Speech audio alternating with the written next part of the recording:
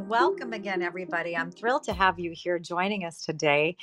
This is a topic really near and dear to my heart. Um, I'm someone who lives with a couple of hidden disabilities, and figuring out how to have conversations about what we need to do our best work can be fraught with anxiety, fear of repercussions, shame that we can't do everything as easily, perhaps, as everyone else. There are lots of things that get in our way, whether we have a disability or not. It's not specific to that. And I think what one of the things I love to do is really encourage leadership and organizations to create those places and opportunities for people to have really real conversations, to ask for what they need. One of the things I've noticed coaching people is so many people are ready to walk out the door before they're ready to have a conversation. So if you're a leader in an organization and you want to hold on to your teammates and make sure you're hearing about it before the resignation hits the fan, this is really important. My guest today is Dessalen Wood, Chief People Officer at Syntex. It's a global IT company, IT solutions around the world. And I have to just disclose that Dessalen and I have known each other. We go way back to when our kids were about, what, 21, 22 inches long. They're little babies. And we've known each other ever since I watched Dessalen's meteoric rise in human resources from those days 23 years ago when our babies were born to now being at the C-suite level of a global company. And Dessalen also has trained as a coach. She understands how to have difficult conversations, and I could think of nobody better to join me. So, an invitation for all of you to definitely think about questions. This is a safe place to ask them. And if you want to be anonymous, tap on Raphael's face. I love that. And then send him a DM and you can ask a question there. I'm going to just plant one seed for you as well. We are recording this. Of course, it's going to be available audio on Fishbowl Live. There's going to be a video as well available at clarekumar.com/fishbowl. And any resources that Desi or I refer to, we'll throw that up on the site too. So you can be able to find resources for this show and also any of the 9 preceding talks that we've had. So that's clarekumar.com/fishbowl. But now let's get started talking about safe spaces and how to empower employees to speak up and ask for what they need. Dessalen, I want to ask you right off, what did you think about what first came to your mind when I said, hey, would you like to join me in this discussion? I want to just open it up to invite you to share what's top of mind for you when it comes to safe spaces. Well, it's such an interesting conversation because, as you mentioned, Claire, we met many years ago, and I watched you work through your different situations at work, advocating for the environment you wanted. I wouldn't say long before others did, but I would say long before. And Mhm. I remember thinking about the courage that it took for you to assert yourself in some pretty uncomfortable conversations. And then, from my perspective, wondering how my environment and my industry would have responded to those kinds of requests. And it really made me have some self reflection. And then as the years have worn on, and we've had so many different kinds of conversations around mental health, physical health, around stress at the workplace, around intergenerations, sandwich generations, the kinds of issues that you were raising that seemed kind of a little bit niche at the time have become, I would say, something that most people in the people profession have to be, I would say, aware of and have a set of tools that for both employees and leaders so that they can have these kinds of conversations, because it's not the kind of thing you can rehearse for, because each person comes to the conversation with their own set of biases and life experiences.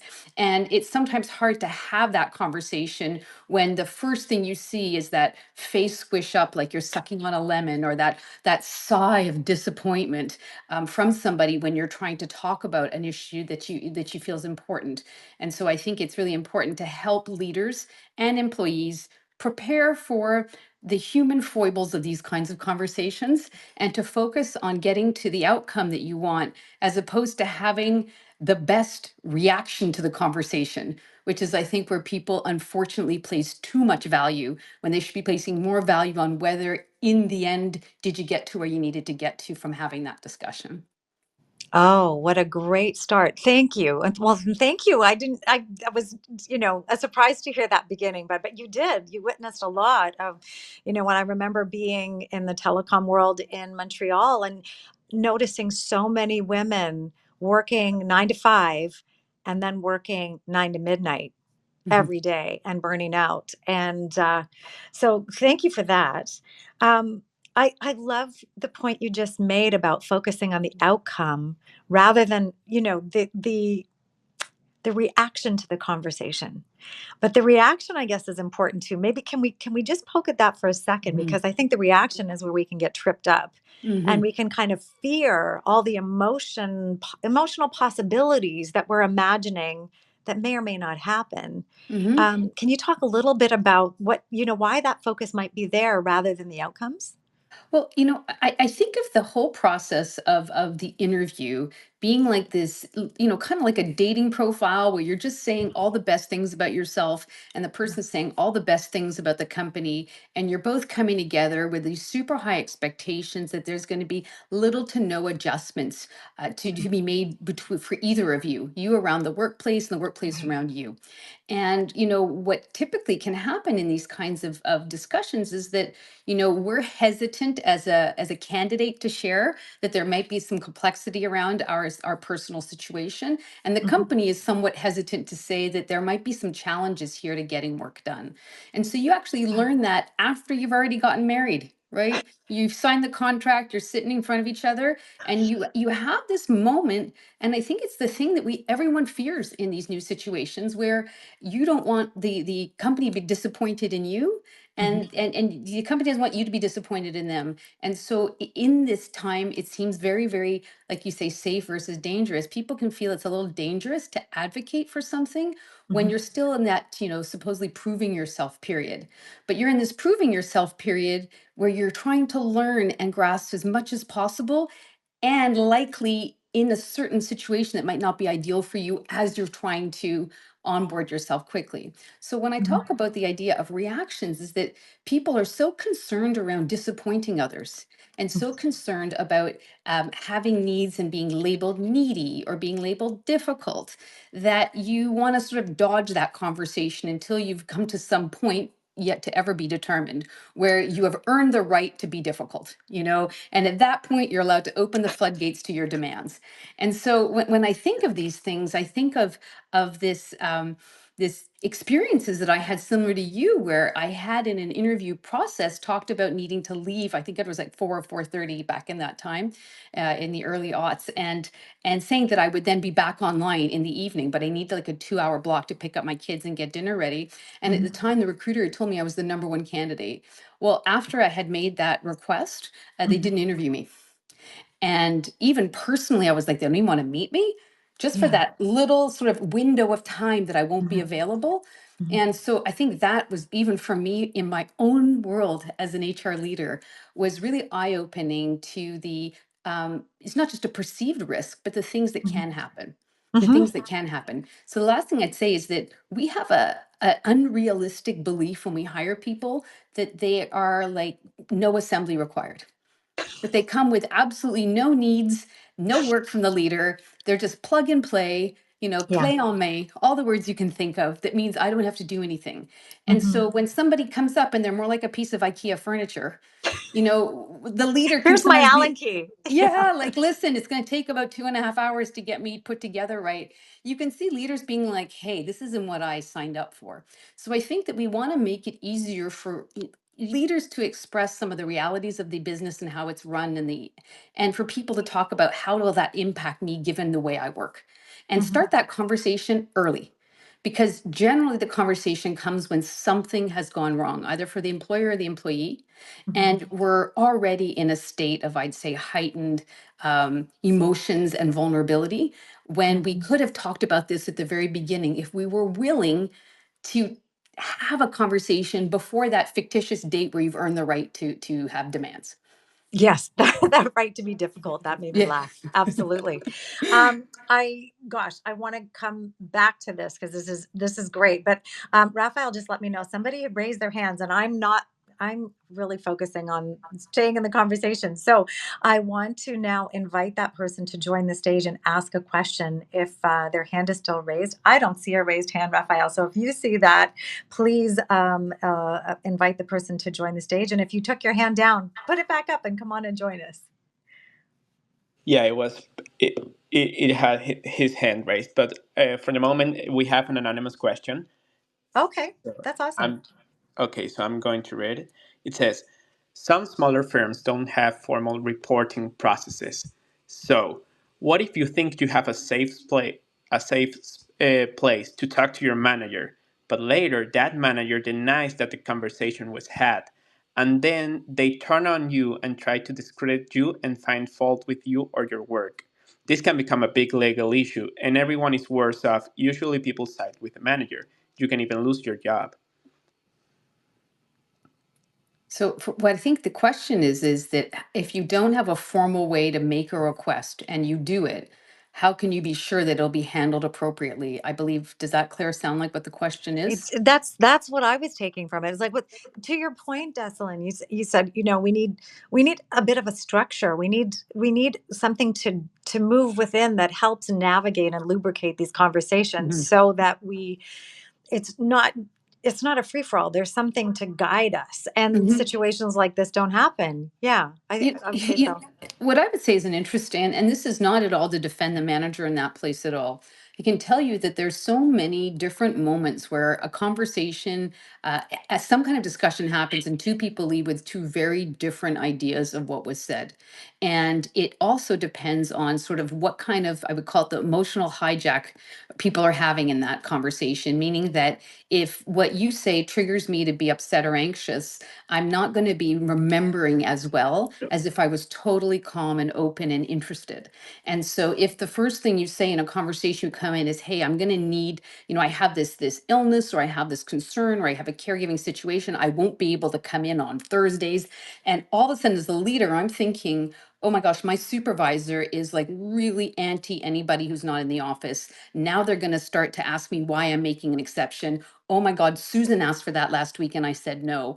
I'm actually no longer in the conversation, just so you know. I'm not recording anything. And I'm just nodding and I'm going, wow, this is not the conversation I want to have. Now I'm going to have to justify it. Now Susan's going to be mad. And you see me nodding at you and apparently listening.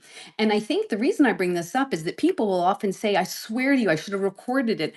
That's what was said." And I would say, listen, it's really important when you're having these conversations, especially if there was any kind of agreement made between the two of you, to send an email and say, "I'm so glad we had this conversation. Here's what I took away from it. And here's what we said we were going to do."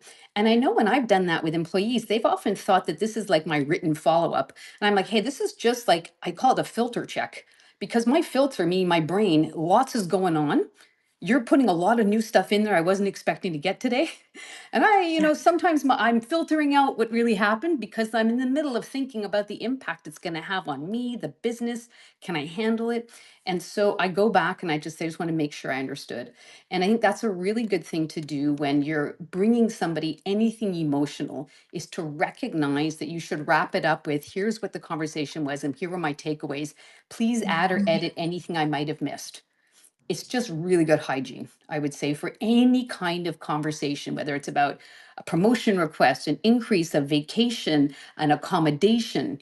Make sure you wrap it around some sort of written follow-up.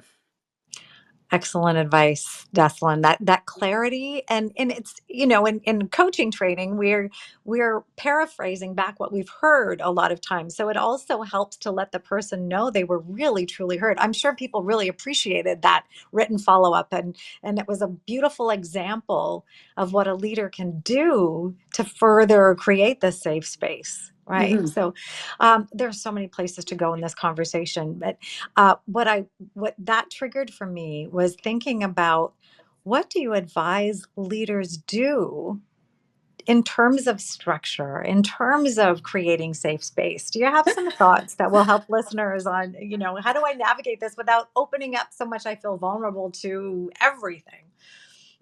It's such an interesting thing because I use this example a lot. And, it might be given my age and stage of life, but I say, when I'm a leader and anyone is asking me something or says, I want to talk to you, or even I'm giving a presentation and the person who usually challenges you puts their hand up and says, I have a question. What I say to people is, listen, your body is full of chemical reactions that are going to happen that are going to either bring out the best version or the worst version. And there are actual techniques you can do in the moment. Take a deep breath. But one of the things I say to do is imagine your face is getting 400 Botox needles all at the same time. Now, Oh, I know this is it. That's God. why I'm saying Botox, meaning that it's being frozen from having an expression and Oh. from from so you're really just frozen, imagine, and if you see me, and then sort of just tilt your head and say, all right, that's not what I expected us to talk about. Let's just start again. Repeat to me what it is that's going on, and really like allow yourself to go, all right, Mm, not what I expected, could you repeat it, with your face frozen in curiosity. And what's funny is there's lots of different science around the fact that if you smile, even a fake smile, for half an hour, you actually are happier. That you can actually tell your face, be frozen, interested and curious and calm, and then your body will come with you there. And this is my mhm, view, is I really try to take a deep breath, not make big facial expressions, repeat back what I think was said, and then invite them to say more. And in that small delay, I can catch my triggered adversarial reaction self that's always ready to go in there and start, barking back at somebody, and just really restrain them. And once I have no responsibility in the conversation except to listen, that's the only thing I have to do, is to mhm, deeply understand what's going on. I no longer have to think about what I'm going to say next or how this impacts me. So my job becomes freeze face, ask questions, figure out what this person is trying to tell you. You have no responsibility to respond, none whatsoever. mhm, And I think when someone sees you continuously ask more questions, get clarification, they also start to relax in how they deliver their information. And the person who might have come in either tentative, nervous, or even aggressive starts to mirror your calm reaction. And when mhm, people say, hey, that you really are good at de escalating, what I mhm. would say is what you're good at is not escalating yourself. Right? You can't Right? control anyone else but you. But if Yeah. you don't escalate, it's Yep. very rare for someone else to stay in a hijacked, I would say, triggered way. And then when Mhm, they calm down, generally most mhm. people's situations you can relate to, you can understand, you have empathy for, but you have to get that initial either fear or aggression reactions off the table so you can have a real conversation. Oh my gosh, I love this advice. Not thinking about Botox needles, but the idea of the frozen face and being frozen in curiosity, to give yourself a pause. On some of the earlier podcast, Happy Space podcast episodes, I've talked to people about putting pauses in. And I think maybe that's one of the things in our culture that's really difficult to do in a hustle culture where we're used to responding. I talked to somebody recently who's like, with my email, I am like playing, I am just batting things away. It's the way I play with my cats. Mhm, In the evening, I throw the mice and they bat them away. And it's like, we have to actually totally change in this conversation and be someone who's willing to be present, mhm, to be curious, mhm, and to listen. And mhm, there's such a power, hey, Dessalen, in somebody feeling heard, that mhm. diffuses a lot of anger. Once you Yeah. feel like you've been noticed and you're being considered, even if you're not going to get the yes you want, being Mhm. heard is about respect. And so I think that's powerful. Please go ahead. Well, what I was going to say is that oftentimes people cut someone off because they pre-believe that what you're saying I can't do for you. And so I'm already like getting in there. So I'd say, listen, I want to talk to you. I'm having some concerns around the open space office and the way. And Yep. already I'm like, I have to stop this conversation because I can't. So I'd be like, wait, let me just stop you right there. And literally my hands will go up. I'm just going to stop you right there. I know even I don't like this office. Even I have that problem. There's nothing I can do. And you get into this like as if by listening to the concern, I'm expected to solve it in this moment. And because Mhm, I can't even listen to you. And this happens in mhm, relationships as well. And so I think the thing that you can say as a leader, and this is tough, is you can even say to the person, and I often start with a conversation I don't expect by saying, oh, I wasn't expecting this. Just give me a sec. I just got to sort of ground myself. And mhm, that might mean, it sounds terrible, stop multitasking, shut things off, okay, we're going to be getting deep in this conversation. And I'll be like, all right, you got my full attention. Now, Uh-huh. granted, that means sometimes you don't have it, but welcome to life.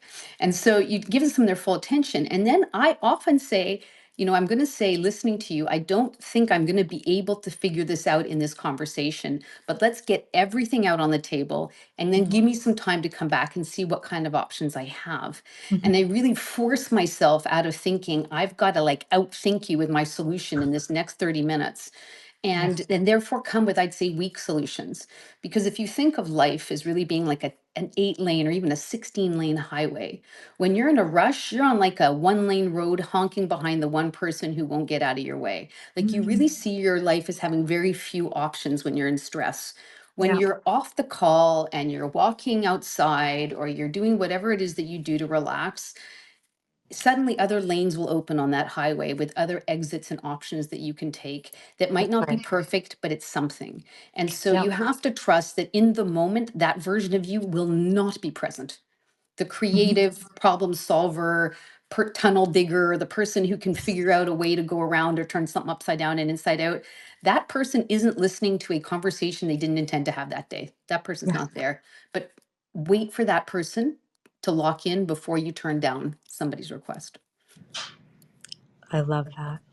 It's inviting yourself to show up as the person you want to be and the person you're going to be proud of as a leader Hmm. as well, that has the perspective to see options. I just had a conversation in which I raised an issue and I was looking at the wealth of solutions. The person I was talking to was exactly that, stressed and played defense. Hmm. And is so, I'm giving a TEDx talk in 10 days from now.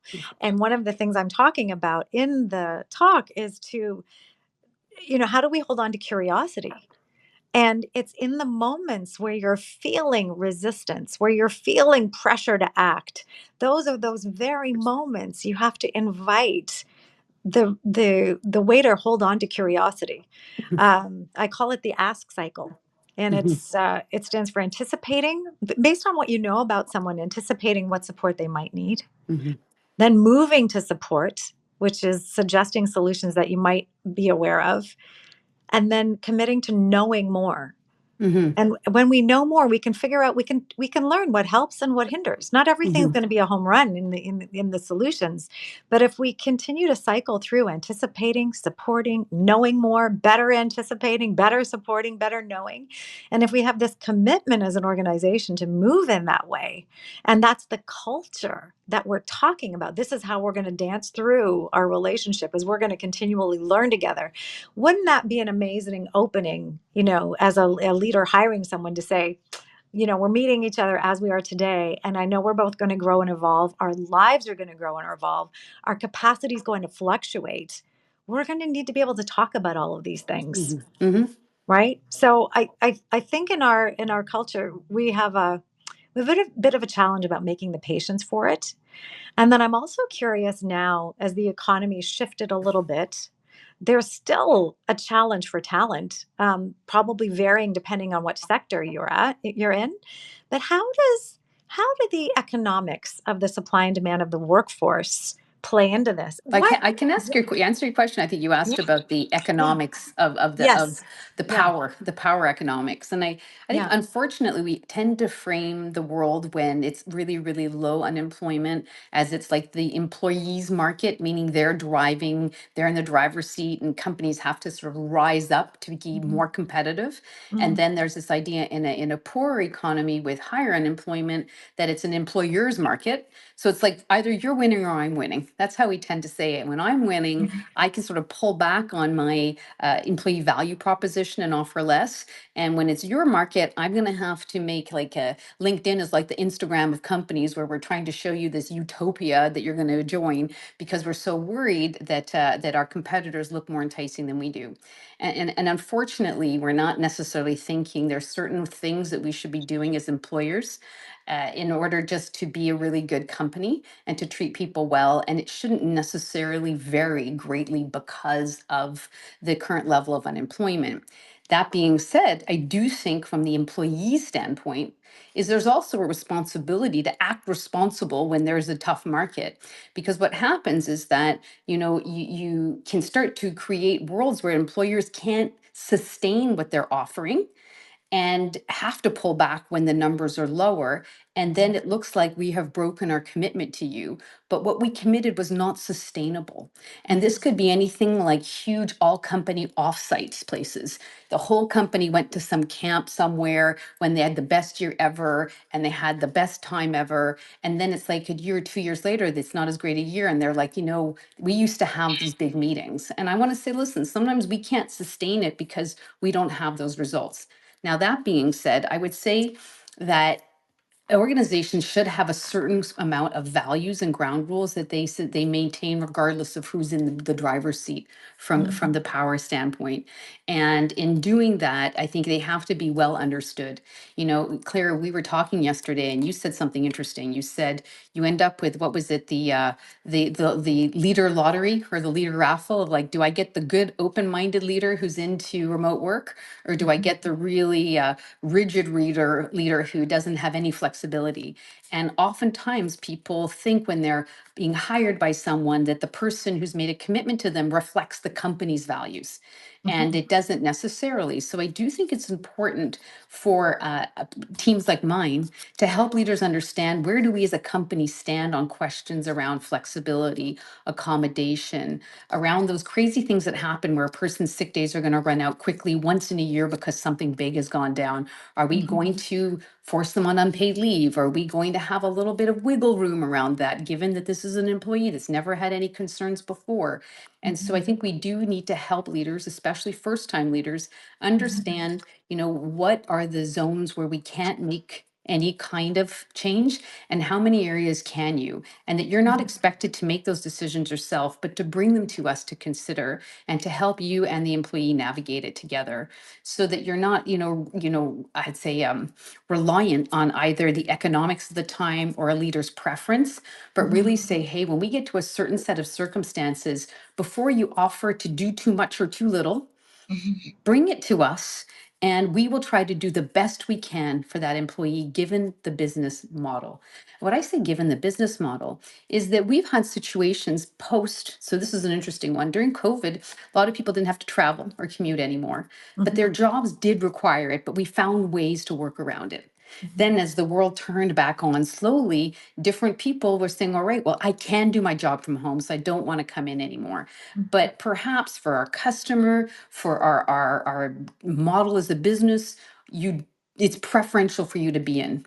And so people would say, well, listen, I don't want to travel anymore. It's not good for me. And say, well, this role, maybe we used to list it as 90% travel. That was probably ridiculous. Maybe it's really 40 or 30, but it's not zero. And so I think these are really honest discussions to have with people, which is, maybe you don't have to travel, be on the road, 4 or 5 days a week, but you're not going to never travel again. And if that's something that you feel is important for you, then maybe this isn't the right job for you anymore. And I do see employees have to understand also the model of the business they're in. And I bring this up because there was an example I used that happened in my real life, where someone had a very smart, wonderful contributor had a very, very big concern with anxiety, took some time off, which was very much needed. But upon return, one of their requests was that their accommodation was that they could not work with deadlines. And this was a business that, our decisions are made based on yesterday's sales. Everything is turning itself around in 48 hours max, maybe 72 if you're lucky. So the business model just didn't allow for that. So if you're in an environment that is not good for you personally, you have to also be able to say, maybe this isn't the right environment for me. That being said, there's only very extreme cases where it really doesn't work. But I do think that regardless of whether it's a hot market or a cool market, know your business model, know who to go to when you have different questions. Don't utilize your power position to be more restrictive, nor utilize, if you're desperate to find someone, don't be more permissive than you're going to be able to sustain. Yeah. Yeah. I love that. I love that. The fullness of that answer and the focus on sustainability for the organization. And I think about people considering new roles in particular, and think about your own sustainability. Mhm. So Right. It's really important to have self-awareness about what you're going to be able to do and to really know, and it can change at any time, right? But Hmm. to be really self-aware about what your capacity is before you make a commitment. Hmm. And so I always advocate starting as you mean to continue. So it's very often that in a new job, we are really trying to perform at our best. We're trying to learn a lot and we're trying to show that we're really good players, higher performers. But I tell people, start as you mean to continue. If you need to go home at 5, you're going to go home at 5. Yeah. Right? Yes. Right. So don't set a precedent that, wow, that person's going to do all the things, because people are going to expect you to do all the things. Hmm. So that sustainability is really important on both sides. And I just want to highlight a resource that's available to everyone here. It's I call it a work style profile, branded under Happy Space, which is all of the work I do around looking at performance and inclusion in that intersection. The work style profile is a questionnaire that you can take in 15 minutes. And it's like there's an executive coach in your ear asking you, what are the conditions that invite your best performance? Mm. If you know what that is, you're going to look for a job that enables those conditions to exist. Hmm. You're going to then be sent a template and turn that into a one pager that you have the opportunity to share. And Dessalen, what I've been building and delivering is a program that helps organizations, actually facilitates the leader and their team having a conversation about, gee, we know what we want to do, but we've never talked about how we're going to get there, Hmm.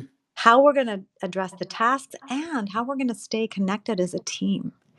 And so I have everybody do the work style profile, and then we come together having done a real analysis of our objectives and the different ways we can get at them. And really, the goal is to come to compassion infused compromise Hmm.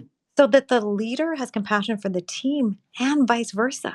Hmm. Because the leader has needs too. And the leader Hmm. is sandwiched in between executives above or a board or the public and the employees. And so everybody's got needs, and we need the compassion to flow in all directions.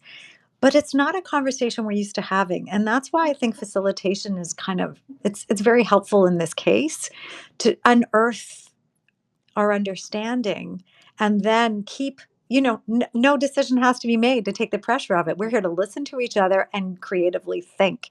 And Hmm. that safe container is a safe space that I'm looking forward to having more organizations be able to be like, wow, that was interesting, we can do that, Hmm. and then run with it and create that safe space to explore the how of work, which to date, I don't know, do you find with organizations that you've had experience with, have there been many conversations at the team level to design how people work together?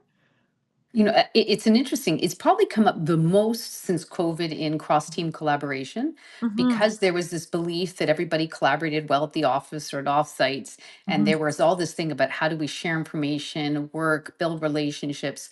So I Yep. found what was interesting in that period is people were trying to, because there wasn't one way that was agreed upon, it sort of opened up the way to discuss all kinds of things. And Mhm, we started talking about cameras on and cameras off, mhm, and fatigue and meeting fatigue and Zoom fatigue. And it became more, I would say, acceptable to talk about things that normally would be somewhat hidden, mhm. because everybody was in a new and uncertain place. And so there was sort of the guardrails on appropriate conversations were gone for a little while, whether Yeah. you liked it or you didn't, whether it was about your pets or the fact that you don't have a nice background and you see my dirty dishes while I'm talking. There were all these different things that we had to discuss with people that used to be seen as, let's separate, your personal life from your work life. And Mhm, I think that brought a lot of advance and advantages. And I think the only thing you could say that maybe it changed was this sustainability, is that a lot of organizations didn't plan or didn't think about how to sustain this level of openness to everybody's personal situations, and then yeah, say, all right, now we're back to the way it used to be. And it's like, yeah. wait a minute. why are we back to the way it used to be? I used to be able Mhm. to have my kid popping up during a customer call. Now I'm not Mhm. allowed. And Mhm. so I think that that's the only thing that was the downside, is that it felt, I think, from a lot of employees that companies were clawing back on an environment that was really positive to bring them backwards in time to an environment that was Mhm. harder for them.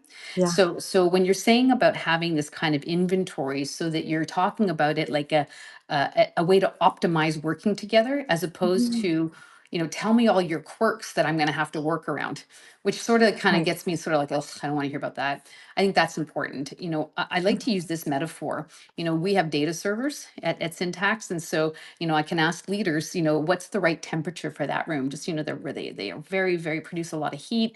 And Mhm. so whether it's, I'm using Celsius, by 18 degrees, whatever the temperature is, in Mhm. order to have an optimal environment for that machinery to perform. So then I would say, all right, so what would happen if the room was at 27 degrees, therefore really too hot? Well, it would heat up the machines. They wouldn't know. What would you do? Would you just say, nothing I can do about it, we're just in a hot room? You would say, my gosh, we got to get fans on. We got to turn this down. We got to get like block out curtains, because the machines won't function optimally at that temperature. And we Mhm. do everything we can to optimize the performance of machinery. Now, if you think of your survey, your assessment is a way to say, me as your employee who Mhm. generates work, I need an optimal environment in order to do my best work. That's Maybe I right. am at 25 degrees, maybe I'm at 15, maybe I'm in the sun, and maybe I'm in the dark. Would it be so terrible to know that I'm optimal? And I would say most of us have self-awareness about that, but we try to act like we're some sort of even producing machine of all times of day and year. If I asked anybody on this call now, hands up if you're a morning person, if I said hands up, I don't think any of you have to think about it. You're either like, oh, that's me, or you're like, no way. Hands up if you turn on at around 5:30 or 6. That's you right there. That's when you're in your flow zone. For me, not at all. So I worked in a company that was West Coast based, started at 11, went to 7, terrible for me. Between 5:30 or 6 in the morning and through 2 in the afternoon are my best hours. And those late hours are really hard, not only for me because it's dark out and I'm in Montreal, but because I have family and children and everybody's waiting and I'm stressed and they're texting me when's dinner and I'm feeling really like torn. And so you also need to know what's good for you and what is possible at this organization. Have Mhm. that conversation. And if the person's thoughtful but can't accommodate, or can't even, the business won't allow for it, then you have to think about your next move and where you go. But I would say ask first. I loved your comment that people just quit before in anticipation of Yep. rejection. Yep. I say the same thing when they want more money or they want a different role. They're so afraid to be told that you're not worth it that they'd rather go try somewhere else. Yeah. I would say there's really very little to lose to say, for me to function optimally, it would be ideal if this is the way it could be set up. Are we open to that discussion? And Mhm. I would say, as a leader, if you start out with, for me to function optimally, I'm listening, because Right. my Right. job is to This make is, you yeah. successful. My job is Yeah. to create winning conditions for you as a person, to make it Yeah. as easy as possible for you to work as much as possible. So if you Yeah. have a way that works, and I have Yeah. like different people who, listen, I have people whose commute to the office is an hour and a half, Yeah. and they still believe they should come in 1 day a week. And I said, meh, maybe not, maybe not for you. You Mhm. know, I have to weigh the optics of the person not being seen Mhm. with the impact of that kind of commute, and have that discussion and be ready to stand behind my decision, and Mhm. to be able to also explain to the person, if I think there will be an impact, what will that be and what do we want to do about it? I think that's a really honest way to come to it. I love that. I want to come back in a second just to talk about redefining fair, because we have to be able to stand in defense of treating people equitably, Mhm. not equally. Mhm. So I'm just going to pass to Raphael one more time. Raphael, do we have any other questions? Yeah, we do have another question, and it's actually a follow up from the previous one. And it says, just a quick reminder that the previous question was about not having a safe space to talk to your manager. And Dessalen actually recommended to have like sort of a follow up email. So the new question is, what if the conversation was of a sensitive topic that you're uncomfortable documenting, or that you feel will make your manager uncomfortable? What would you do in that case? It's a funny thing because my point is to always get into my mode of like, I think I need more information to give you a really good answer. Obviously, this is maybe not the format for that, but I'm imagining myself in this situation, which is a good thing to do to get to not just to be adversarial, but to get on the same stage. And I'm thinking Mm-hmm. if I had a conversation about something really sensitive, perhaps a personal issue, a divorce, finding out about a children's disability or my own physical disability. I share it with my leader. I think that the leader's heard and that we're at a good place. And then later they say, I never knew about it. I'm trying to think of like, you know, the point is that, and this is something you read a lot about these days, you know, most managers would tell you and leaders that they're very overwhelmed and they're very and they find that managing the needs of their own self and their families and their employees is a lot.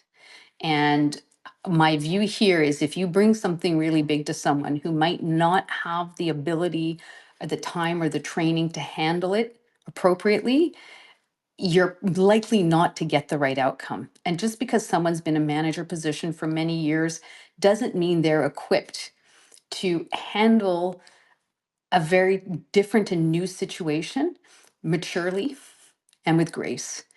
And they could either get angry about it, hide from it, wish it wasn't there. And so, what I would hope is that you have, I call like an appropriate outlet, someone in an organization that you can go to for advice. And you can ask them, how do you advise me to handle this? Is there a way that perhaps, you could help me figure out a good way to go back and have that conversation?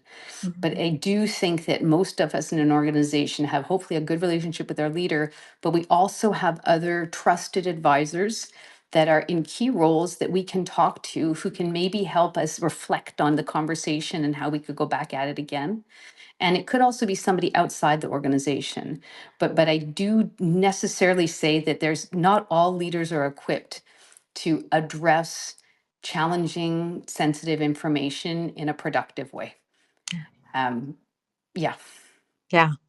Difficult question. What came up for me in that is there a way to summarize perhaps what was agreed to and can be written and just refer to the sensitive situation as sensitive situation so Yeah. that you're not rewriting anything that really feels vulnerable, but you could perhaps talk to the agreements that were made.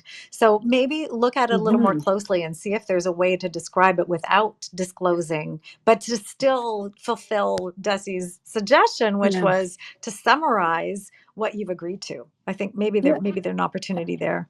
And the ones that I've had that I think have been the hardest is when a person's had an intimate relationship with someone at work that no one knows about and it's gone wrong, and they can't work with that person, or they think the person's treating them unfairly, or they think there's some sort of Mhm. retribution going on, or even sensitive information sharing about what happened. And I'm going to tell you that there is no playbook for anybody on how to handle people's broken hearts at work. And I'm just giving an example Mm, because people who are brokenhearted sometimes act out in really unpredictable and maybe I would say in a way that is very very surprising to the person that thought they had a good relationship with them. And I'm saying that a leader, a person in human resources, often is not necessarily equipped to handle that all on their own. And it's important to maybe have a couple of people talk about it and then decide how we're going to address that situation. But these are kinds of examples where I can give you where when someone says, look, I'm going to tell you something, but you can't tell anyone else, and I don't mhm, want anyone else to know, you're leaving when a person in a position to try to figure out how to handle something really challenging that they're not equipped to deal with. And they're not even allowed to share the situation to get advice. And mhm. so you've got to also have empathy for the person that you're giving this piece of information to, that they may need to have to share it with somebody in order to figure out how to help you. Boy, where were you when I was 23, Dessalen? So I actually raised a sexual harassment complaint at 23 years old. Oof. And I remember being told, you can't tell anybody. Mm. I met the director of HR and her arms were crossed. when I like, what is it that you're here to tell me? Like, Yeah. did no emotionally engaging invitation to have a conversation at all. So Hmm. I'm hoping we've come a long way, but these are difficult things. And Hmm. depending on what's been going on in the day isn't a blank canvas and just set up for this to handle this. This is Hmm. people with all the foibles and all the stresses and so on. So I'm really appreciating your advice and your approach. I want to come back to that question I had. How do you deal with this sense, that prevailing sense that we should be treated equally? That's what I was raised with. If there's a pizza, everybody gets the same size piece, right? But Hmm. now, Dessalin, you're trying to tell me that you can do something else for Dolores, but Dimitri, no, he doesn't get Hmm. it. How as a leader do you start to put language to the fact that we don't necessarily deserve to be treated exactly the same? So I was going to say the long and short of it was that there was research done showing that two different groups of children reacted very differently to challenging childhoods, and they came out with this theory that there's the dandelion and then there's the orchid, Mhm. meaning that there's the persona that dropped in between a piece of concrete and a teeny piece of dirt can grow a small flower, and then Yeah. there's other people who require the perfect light, water, and moisture, and then there's Yeah. this gorgeous piece of art. Yeah. And what we have to understand is that you have to really know if your, creativity and your ability to think requires more orchid-like environments. And Yeah. other people are like, I can work in a cafe, I can work at an airport, I can have an open office, I love distraction. And somebody else is like, I need light and silence and this and that, and I have to have water next to me. And instead Uh-huh. of being upset at one person and grateful to the other, it's just understand that there's a myriad of ways people are able to work. And Yeah. you can be very much grateful for somebody who can work in any kind of situation, and you can be incredibly empathetic to somebody who requires certain situations. Mhm. And I think that when people understand you as a leader are just trying to have everybody be at their best, and you align to that value in the leader, then you're happy to see someone else get something they need. Because Mhm. one day, who knows, could be you. But generally, if your Mhm. team is all rooting for each other and your leader is rooting for all of you, any decision a leader makes is because they're trying to help somebody be their best. Yeah. And I think this idea of scarcity, there's not enough love in the world, there's not enough of resources in the world. Instead of thinking is the more someone else gets, the more there is for all of us. And I think that's like really hard when you're always comparing yourself on who has more and who gets more, and you have a checklist and you're keeping score. I'm telling you, Mhm. scorekeeping is the recipe to unhappiness. Mhm. You Well, have, comparison. yeah. Yeah, the Yeah. And comparison, then, right? yeah, somebody comes Yeah. up and says, listen, I've been taking note of all the things other people have. And now here's my list. I just feel Yes. that bitterness and pettiness doesn't make me want to be generous. I'd rather see Yeah. people really celebrate other people getting what they need. And then it encourages a leader to have more generosity after, versus Mhm. me thinking that you've got a little tally sheet that you're writing down what everyone else got, because one day Yeah. you're gonna hold it up to my face. I love that point. And what it tells me, if somebody's holding on until they make that list, until they feel they have to burst out with it, it's because we haven't had that safe space to invite this conversation. I Yep. want to normalize this work style profile and Hmm. just remind everybody, if you go to clarekumar.com/fishbowl, you'll be able to grab a copy of that, Hmm. find out information on the Total Teamwork Program. You'll be able to find Desi's information. Just give me a minute because I have to update it right after this call, and add Desi's information to there. Um, it's so important. You're right. The leaders value in terms of recognizing the respect at an individual level that's required to unearth and invite that best performance. Hmm. I don't think that's something we've been taught to think about. We've been treating everybody the same always. And this is a step level change. It requires patience. It requires empathy. In my Hmm. TEDx talk coming up, I talk about that ask cycle. Anticipate is the empathy. Support is the compassion where we're acting it. And this commitment to know someone better so you can understand and support them. That's the word you just mentioned, Dessalen. Love. Hmm. We need more of this way of being at the workforce, because that makes it makes work a more joyful place to be, and it makes it not be a zero-sum game. The winner and the loser, everybody's being raised to accomplish, to be able to give and receive and have those fulfilling lives I think we all deserve to experience. I fully agree. It has been an amazing hour. I think we lost Raphael now. So that's good. You and I are still here. And I want to thank everybody for attending. If there is a last question, we have 3 minutes before the end of the hour. I want to just highlight a few of the things that Dessalen said. If you do want to raise your hand, though, definitely do, because I can bring you on stage to ask one more question. But Dessalen talked about, checking her filter, like checking reactions. She talked about freezing your face in curiosity to allow yourself time to react and process what's going on, and to not expect to have all the answers. Give yourself time and privilege to just listen and determine a solution afterwards when you have time to bring your best self to it. She talked about having more lanes on the highway. When you're able to be your best self and not feel under pressure, then you're going to see more options. She talked about recognizing the dandelions and the orchids, and being recognizing that people need to be treated differently. And I love the analogy you gave, Dessalen, about the computer equipment and the ideal temperature. Well, we know that people run at different temperatures. I mean, this is why mattresses now are being designed with his and her sides, or his and his, and her sides to the bed. So you can have different temperatures. You can customize. I think we're in the era of customizing the work experience.